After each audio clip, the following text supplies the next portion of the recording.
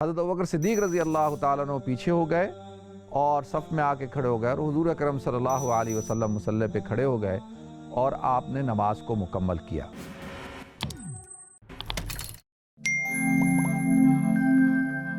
الحمدللہ رب العالمین والعاقبۃ للمتقین والصلاۃ والسلام علی اشرف الانبیاء والمرسلین وعلی آلہ وصحبہ اجمعین، اما بعد فاعوذ باللہ السمیع العلیم من الشیطان الرجیم، بسم اللہ الرحمن الرحیم۔ الا تنصروه فقد نصره اللہ اذ اخرجہ الذین کفروا ثانی اثنین اذ ہما فی الغار اذ یقول لصاحبہ لا تحزن ان اللہ معنا، صدق اللہ العظیم۔ اللہم صلی علی محمد وعلی آل محمد کما صلیت علی ابراہیم وعلی آل ابراہیم انک حمید مجید، اللہم بارک علی محمد وعلی آل محمد کما بارکت علی ابراہیم وعلی آل ابراہیم انک حمید مجید، رب اشرح لی صدری ویسر لی امری واحلل عقدۃ من لسانی یفقہوا قولی۔ محترم ناظرین کرام، بزرگان دین اور میری عزیز ماؤں اور بہنوں بھائیوں، السلام علیکم ورحمۃ اللہ وبرکاتہ۔ ناظرین، مجھے پورا یقین ہے اللہ رب العزت کی ذات پہ کہ آپ سب حضرات خیریت سے ہوں گے، ٹھیک ہوں گے، اور اللہ تعالیٰ کی رحمتیں برکتیں آپ حضرات پہ نازل ہو رہی ہوں گی۔ اور وہ حضرات جو کرونا وائرس کا شکار ہو چکے، ان میں سے بیشتر تو صحت یاب ہو گئے ہوں گے الحمدللہ، اور جو حضرات ابھی تک صحت یاب نہیں ہوئے، اللہ تعالیٰ ان کو صحت کاملہ دائمہ عاجلہ مستمرہ عطا فرمائے، اور وہ حضرات جو انتقال ہو چکے، اللہ تعالیٰ ان کی مغفرت فرمائے، اللہ تعالیٰ ان کو جنت الفردوس کے اعلیٰ مراتب عطا فرمائے، اور اللہ تعالیٰ ان کے گھر والوں کو صبر جمیل عطا فرمائے۔ ناظرین، حضور اکرم صلی اللہ علیہ وسلم کا ایک واقعہ ہے، امام بخاری رحمۃ اللہ علیہ نے باب اصلاح بین الناس کے عنوان میں اس حدیث کو بیان کیا ہے، جس کو حضرت سہل بن سعدی رضی اللہ تعالیٰ عنہ نے روایت کیا، اور یہ حضور اکرم صلی اللہ علیہ وسلم آپ تشریف لے گئے، قبیلہ بنی عمر بن عوف کے آپس میں ان کا جھگڑا کھڑا ہو گیا تھا، تو اس جھگڑے کو ختم کرنے کے لیے، صلح کرانے کے لیے اللہ کے رسول صلی اللہ علیہ وسلم ان کے قبیلے میں تشریف لے گئے اور کچھ صحابہ کو بھی اپنے ساتھ لے گئے۔ تو لہذا ناظرین، جب حضور اکرم صلی اللہ علیہ وسلم وہاں تشریف لے گئے تو صلح کرانے میں، یعنی بات چیت سننے میں، یقینی طور پہ جب ہم دیکھتے ہیں کہ جب کہیں آپس میں کہیں جھگڑا ہو جائے تو آپ جب صلح کرانے جاتے ہیں تو جانبین سے جو ہے وہ گلے اور شکوے ہوتے ہیں، شکایات ہوتی ہیں کہ جی یہ کہا گیا، یہ ہوا، یہ زیادتی ہوئی، یہ ہوا۔ تو اس دوران یعنی صلح کرانے میں اور گفتگو کرنے میں حضور اکرم صلی اللہ علیہ وسلم نماز کے لیے مسجد نبوی تشریف نہیں لا سکے، تھوڑا سا لیٹ ہو گئے۔ تو ادھر حضور اکرم صلی اللہ علیہ وسلم لیٹ ہو گئے، یہاں پہ صحابہ کرام مسجد کے اندر انتظار کر رہے تھے کہ حضور اکرم صلی اللہ علیہ وسلم تشریف لائیں اور آ کر نماز پڑھائیں۔ تو لہذا جب وقت گزرنے لگا تو صحابہ نے آپس میں کہا کہ بھئی کیا کریں، مشورہ کیا، تو کہا گیا کہ بھئی حضرت بلال رضی اللہ تعالیٰ عنہ سے کہ آپ اذان دیں، اور حضرت ابوبکر صدیق رضی اللہ تعالیٰ عنہ سے کہا گیا کہ آپ نماز پڑھائیں۔ تو لہذا کافی انتظار کے بعد جب اللہ کے رسول صلی اللہ علیہ وسلم تشریف نہیں لائے تو حضرت بلال رضی اللہ تعالیٰ عنہ نے اذان دی، اور حضرت ابوبکر صدیق رضی اللہ تعالیٰ عنہ نماز پڑھانے کے لیے مصلی پہ کھڑے ہو گئے، اور حضرت ابوبکر صدیق نے نماز شروع کر دی۔ ناظرین، جب انہوں نے نماز شروع کر دی تو حضور اکرم صلی اللہ علیہ وسلم جو ہے تشریف لے آئے۔ جب حضور اکرم صلی اللہ علیہ وسلم تشریف لائے تو آپ نے دیکھا کہ حضرت ابوبکر صدیق رضی اللہ تعالیٰ نماز پڑھا رہے ہیں، تو حضور اکرم صلی اللہ علیہ وسلم اس نماز میں شامل ہو گئے۔ تو جب صحابہ نے دیکھا کہ حضور تشریف لے آئے ہیں تو انہوں نے حضرت ابوبکر صدیق رضی اللہ تعالیٰ عنہ کو متوجہ کرنے کے لیے تالی بجائی، یعنی اس طرح کر کے تالی بجائی، ہلکی سی تالی بجائی کچھ صحابہ نے۔ تو حضرت ابوبکر صدیق رضی اللہ تعالیٰ عنہ نماز میں اتنے منہمک تھے اور ان کا دھیان اتنا نماز کے اندر تھا، اللہ رب العزت کی طرف تھا، تو انہوں نے تالی کی طرف توجہ نہیں دی۔ پھر صحابہ نے تالیاں بجانا شروع کر دی تاکہ حضرت ابوبکر صدیق رضی اللہ تعالیٰ عنہ متوجہ ہوں۔ تو اب جب حضرت ابوبکر صدیق نے دیکھا کہ پیچھے سے تالیوں کی آواز آ رہی ہے تو انہوں نے کن اکھیوں سے جب پیچھے دیکھا تو دیکھا حضور اکرم صلی اللہ علیہ وسلم نماز میں جو ہے وہ کھڑے ہیں۔ تو حضرت ابوبکر صدیق رضی اللہ تعالیٰ عنہ پیچھے ہونے لگے، یعنی آپ مصلی سے ہٹ رہے تھے، تو حضرت ابوبکر صدیق کو حضور اکرم صلی اللہ علیہ وسلم نے ہاتھ کے اشارے سے کہا نہیں آپ نماز پڑھاؤ، آپ ہی کھڑے رہو آگے. تو وہ پیچھے ہٹ رہے ہیں، حضور ان کو اپنی جگہ پہ کھڑا کر رہے ہیں، لیکن حضرت ابوبکر صدیق رضی اللہ تعالیٰ عنہ پیچھے ہو گئے اور صف میں آ کے کھڑے ہو گئے، اور حضور اکرم صلی اللہ علیہ وسلم مصلی پہ کھڑے ہو گئے اور آپ نے نماز کو مکمل کیا. تو ناظرین، جب آپ نے نماز کو مکمل کر دیا تو اب اصل میں نے اس حدیث سے 3 باتیں آپ حضرات کے سامنے بیان کرنی ہیں. پہلی بات تو یہ کہ اب نماز جب ختم ہو گئی تو اللہ کے رسول صلی اللہ علیہ وسلم کا کیا رد عمل تھا، آپ نے کیا صحابہ کو کیا ارشاد فرمایا اور حضرت ابوبکر صدیق رضی اللہ تعالیٰ عنہ کو کیا ارشاد فرمایا. تو پہلے تو میں یہ 2 باتیں بیان کر دیتا ہوں، تیسری بات اس کے بعد بیان کر دوں گا کہ حضور اکرم صلی اللہ علیہ وسلم صحابہ کرام کی طرف متوجہ ہوئے اور سب کو کہا کہ بھئی جب میں نماز میں شامل ہوا تو آپ حضرات نے تالیاں بجانا شروع کر دیں. تو آپ حضرات نے تالیاں کیوں بجائیں؟ یعنی یہ طریقہ نہیں ہے امام کو متوجہ کرنے کا، یہ طریقہ صرف خواتین کے لیے ہے کہ خواتین اگر کوئی امام غلطی کر رہا ہو اور خواتین ہیں تو خواتین جو ہے وہ صرف ایسے ہاتھ کا یعنی کریں گی، تالی بجائیں گی کہ جس کی آواز سے جو ہے وہ امام متوجہ ہو جائے. باقی مرد حضرات جو ہیں وہ سبحان اللہ اور الحمدللہ پکاریں گے زور سے، سبحان اللہ الحمدللہ، تاکہ جو ہے امام متوجہ ہو جائے اور اس کو ہو کہ بھئی مجھ سے کوئی غلطی ہو گئی ہے یا کوئی ایشو ہے. تو یہ طریقہ کار ہے، یہ طریقہ کار نہیں کہ آپ حضرات تالیاں بجائیں. لیکن حضور اکرم صلی اللہ علیہ وسلم نے ارشاد فرمایا انما بعثت معلما، کہ مجھے معلم بنا کر مبعوث کیا گیا ہے. یہ جو شریعت اسلامی ہمارے پاس موجود ہے، اس کا جو ایک ایک عنوان، ایک ایک موضوع موجود ہے، وہ حضور اکرم صلی اللہ علیہ وسلم نے ہمیں بتایا، ہماری تربیت کی، صحابہ کرام کی تربیت کی، اور اسی تربیت کے نتیجے میں صحابہ نے تابعین کی، تابعین نے تبع تابعین کی، اور آج الحمدللہ ہم سب اسی شریعت پر عمل کرتے ہیں جو اللہ کے رسول صلی اللہ علیہ وسلم لے کر آئے. کہ اب امام سے اگر کوئی غلطی ہوتی ہے تو پیچھے جو مقتدی کھڑا ہے وہ کیا کہتا ہے؟ سبحان اللہ یا الحمدللہ کہتا ہے. ٹھیک ہے جی. ایک تو یہ ہو گئی کہ اللہ کے رسول صلی اللہ علیہ وسلم نے صحابہ کی تربیت کر دی اور ان کو بتا دیا کہ بھئی صحیح طریقہ کار کیا ہے، اور جو تم نے طریقہ کار اختیار کیا وہ تمہارا نہیں تھا، وہ خواتین کا تھا. تو ایک تو یہ بات اس سے پتہ چلی. اور دوسری بات پھر اللہ کے رسول صلی اللہ علیہ وسلم متوجہ ہوئے حضرت ابوبکر صدیق رضی اللہ تعالیٰ عنہ کے بعد، کہا کہ ابو بکر جب میں نے تمہیں کہہ دیا، جب میں تمہیں اشارہ کر رہا ہوں، تمہیں کھڑا کر رہا ہوں مصلی پہ، تو تم کیوں نہیں کھڑے ہوتے؟ تم جو ہے وہ پیچھے کیوں آئے؟ جب میں نے کہا کہ بھئی پڑھاؤ اور نماز کو مکمل کرو تو تم نے کیوں نہیں کیا؟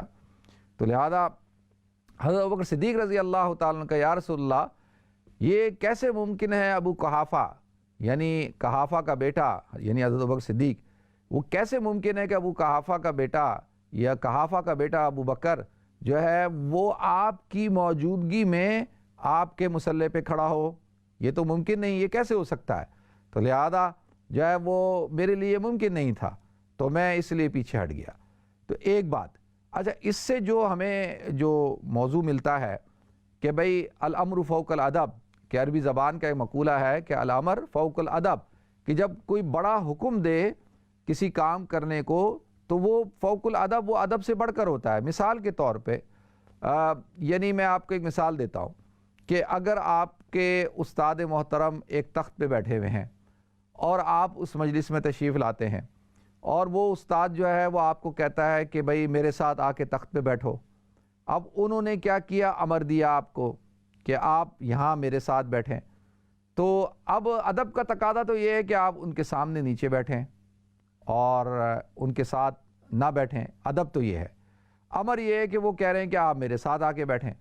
تو اب مقولے کے تحت، اصول کے تحت الامر فوق الادب، کہ امر جو ہے وہ ادب سے اب اوپر ہو جائے گا. اب آپ کے لیے یہی ہے کہ آپ اپنے استاد کی بات کو مانیں. جب انہوں نے آپ کو اپنے ساتھ بٹھا دیا تو پھر آپ کو جو ہے وہ بیٹھنا چاہیے. اب آپ کو یہ نہیں دیکھنا چاہیے کہ اب اس میں ادب کیا ہے.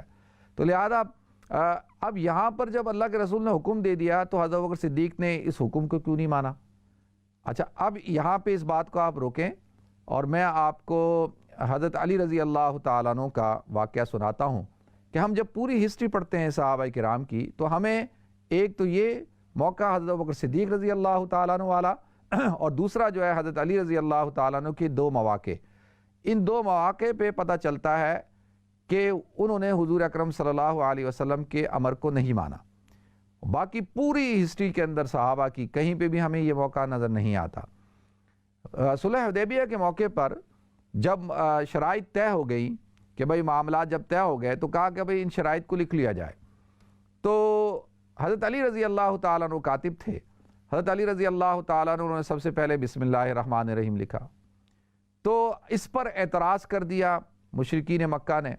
انہوں نے کہا نہیں بھائی یہ بسم اللہ الرحمن الرحیم نہیں، یہ ہمارا طریقہ کار نہیں ہے شرائط لکھنے کا، تو ہم تو لکھتے ہیں بسمی کا اللہم، تو آپ یہ اس کو ہٹاؤ، یہ مت لکھو.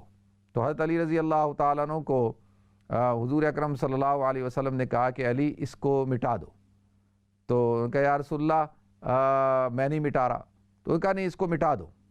تو حضرت علی رضی اللہ تعالیٰ عنہ نے جو ہے پھر اس کو مٹایا، پہلے نہ کی پھر مٹا دیا. پھر دوسرا موقع جب آیا انہی شرائط کے اوپر کہ حضور اکرم صلی اللہ علیہ وسلم کے نام کے ساتھ محمد الرسول اللہ لکھا، یعنی یہ شرائط کس کی جانب سے ہے؟ مشرکین مکہ اور محمد الرسول اللہ کی جانب سے.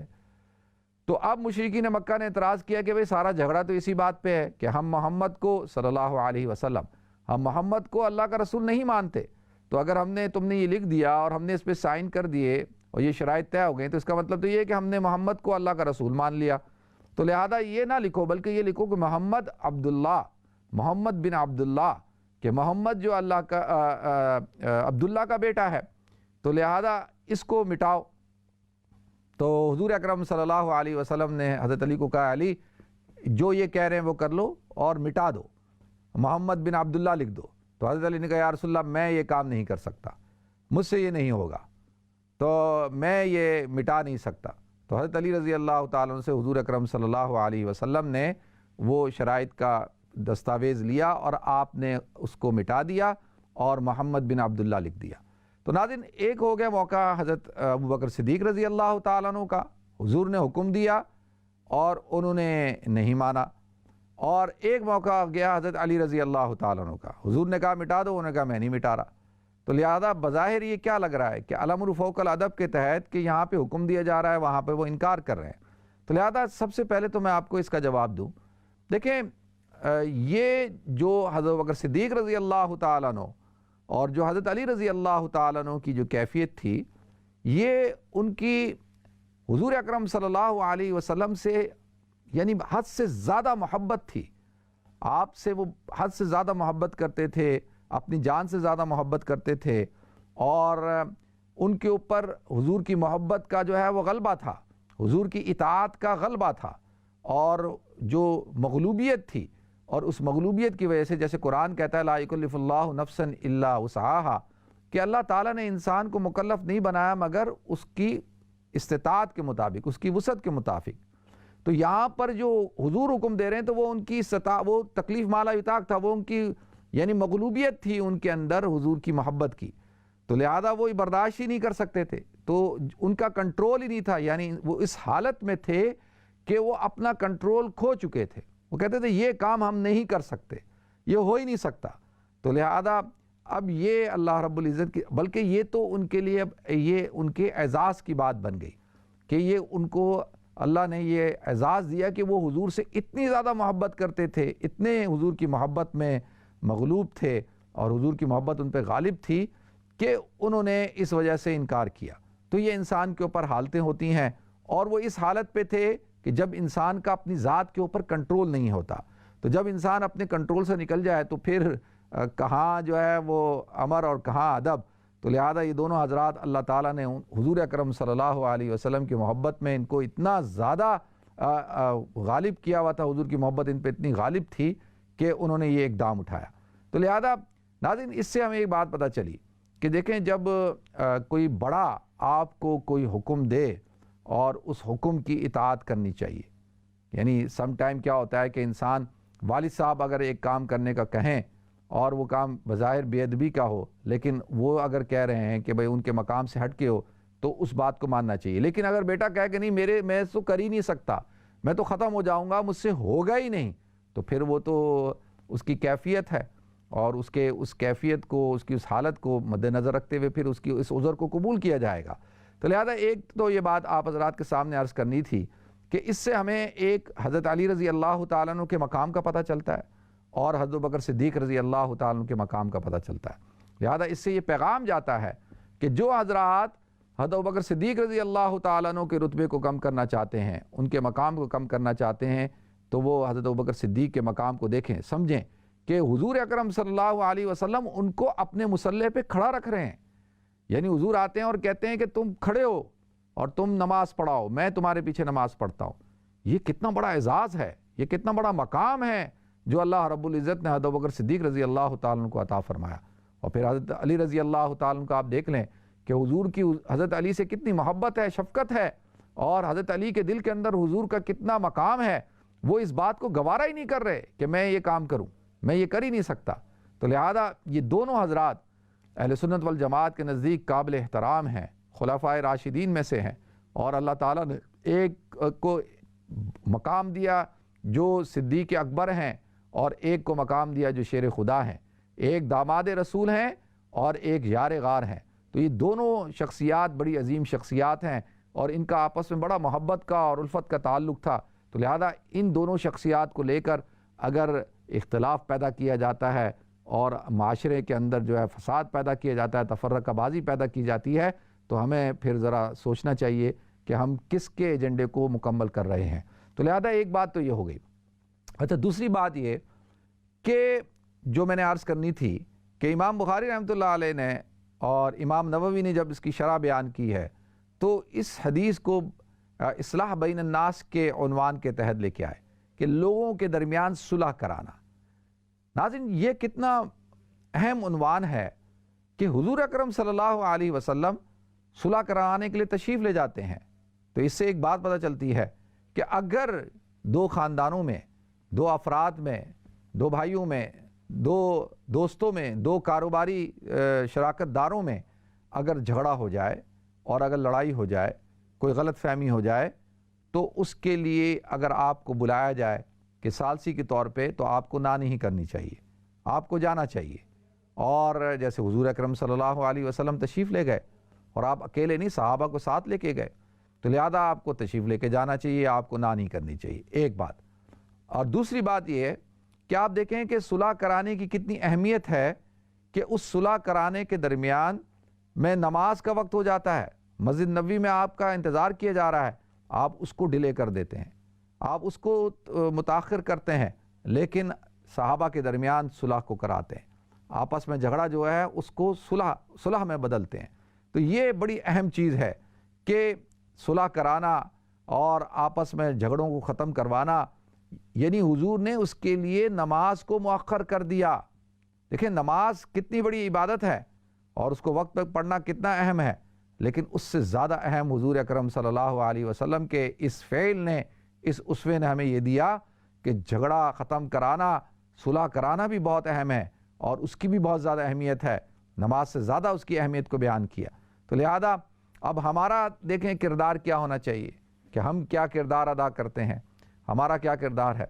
تو اب دو چیزیں ہو گئیں، ایک تو یہ ہو گئی کہ بھئی بزرگوں کا ادب، تعظیم، احترام، یہ بڑی اہم چیز ہے، اور اگر بزرگ جو ہے وہ آپ کو کسی کام کرنے کا حکم دیں تو اس کو پورا کریں، اور اگرچہ وہ ظاہر آپ کو لگ رہا ہو کہ وہ خلاف ادب ہے، لیکن بزرگوں کی بات ماننا جو ہے اس کی اہمیت ہے، اس کو آپ مانیں۔